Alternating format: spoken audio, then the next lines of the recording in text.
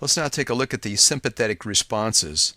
During stress, either physical or emotional stress, the sympathetic division will generate nerve impulses to go to various organs so as to provide the body with the means to carry out the fight or flight response. For instance, there will be an increased production of ATP. There will be a dilation of the pupils so that you can see better. There will be an increased heart rate and blood pressure.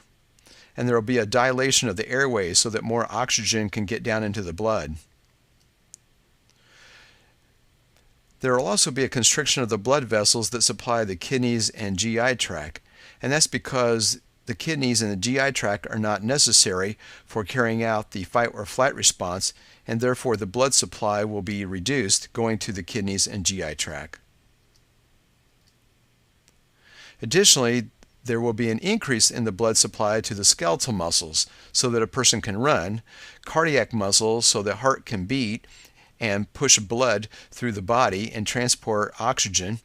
There will also be an increased blood supply to the liver, and we'll talk about that in just a second, and as well to adipose tissue. The liver will increase the rate of glycogenolysis. And what this means is the breakdown of glycogen into glucose so that the blood glucose level can increase. Glucose, of course, is used for energy for the production of ATP. There will also be an increase in lipolysis, the breakdown of triglycerides in the adipose tissue, so as to provide energy to the blood. The parasympathetic responses are sometimes called the rest and digest responses. And these responses are for the purpose of conserving and restoring body energy.